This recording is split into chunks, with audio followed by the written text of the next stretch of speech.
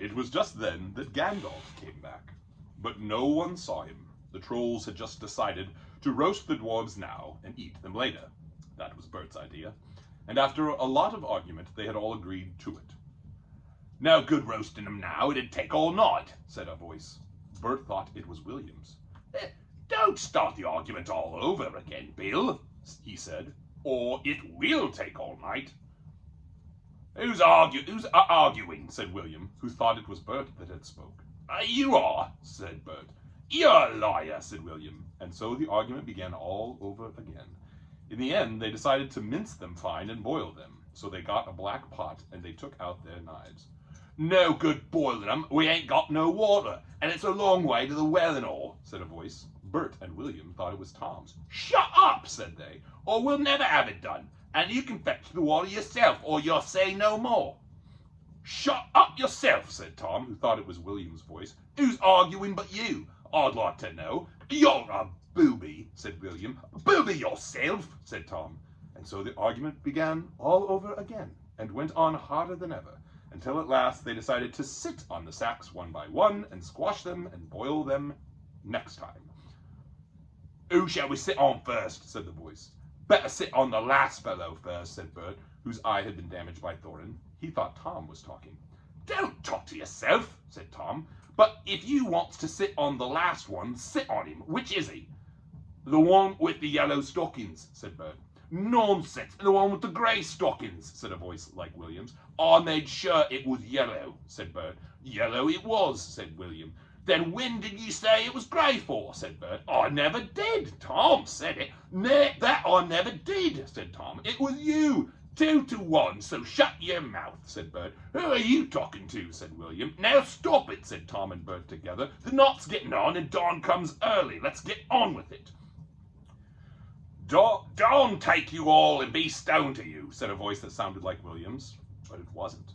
For just at that moment the light came over the hill, and there was a mighty twitter in the branches. William never spoke, for he stood turned to stone as he stooped, and Bert and Tom were stuck like rocks as they looked at him. And they all stand to this day, all alone, unless the birds perch on them. For trolls, as you probably know, must be underground before dawn, or they go back to the stuff of the mountains they are made of, and never move again. This is what had happened to Bert and Tom and William. "Excellent," said Gandalf, as he stepped from behind a tree and helped Bilbo to climb down out of the thorn bush. Then Bilbo understood. It was the wizard's voice that had kept the trolls bickering and quarreling until the light came and made an end of them. The next thing was to untie the sacks and let out the dwarves. They were nearly suffocated and very annoyed. They had not at all enjoyed lying there listening to the trolls, making plans for roasting them and squashing them and mincing them. They had to hear Bilbo's account of what had happened to him twice over before they were satisfied. "Silly time to go practicing pinching and pickpocketing," said Bomber, "when what we wanted was fire and food." "And that's just what you wouldn't have got of those fellows without a struggle in any case," said Gandalf. "Anyhow, you are wasting time now. Don't you realize that the trolls must have a cave or a hole dug somewhere near to hide from the sun in? We must look into it." They searched about and soon found the marks of trolls' stony boots going away through the trees. They followed the tracks up to the hill until, hidden by bushes, they came on a big door of stone leading to a cave. But they could not open it, not though they all pushed while Gandalf tried various incantations. "Would this be any good?" asked Bilbo, when they were getting tired and angry. "I found it on the ground where the trolls had their fight." He held out a largest key, no doubt William had thought it very small and secret. It must have fallen out of his pocket very luckily before he was turned to stone. "Why on earth didn't you mention it before?" they cried. Gandalf grabbed it and fitted it into the keyhole. Then the stone door swung back with one big push, and they all went inside. There were bones on the floor and a nasty smell in the air, but there was a good deal of food jumbled carelessly on shelves and on the ground among an untidy litter of plunder, of all sorts from brass buttons to pots full of gold coins standing in a corner. There were lots of clothes, too, hanging on the walls, too small for trolls. I am afraid they belonged to victims, and among them were several swords of various makes, shapes, and sizes. Two caught their eyes particularly.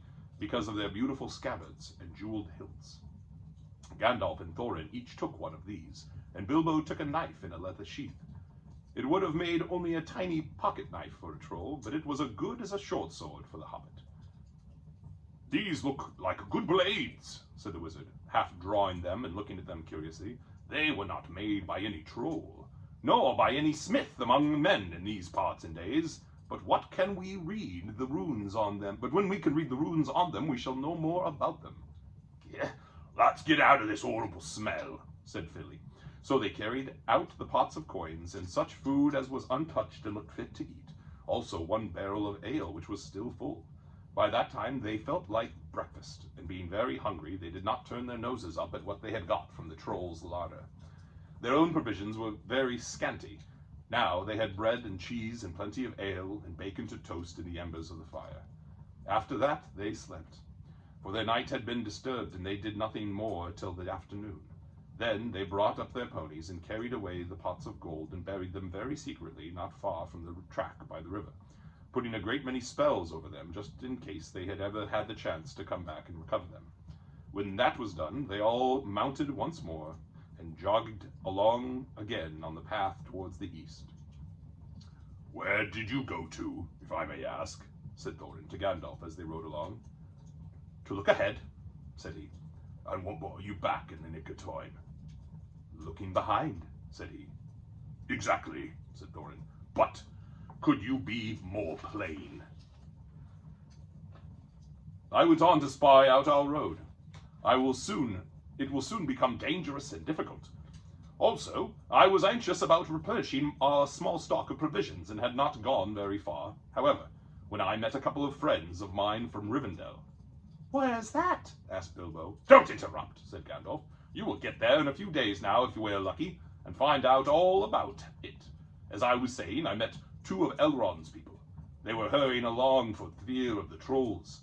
It was they who told me that 3 of them had come down from the mountain and settled in the woods not far from the road. They had frightened everyone away from the district, and they waylaid strangers.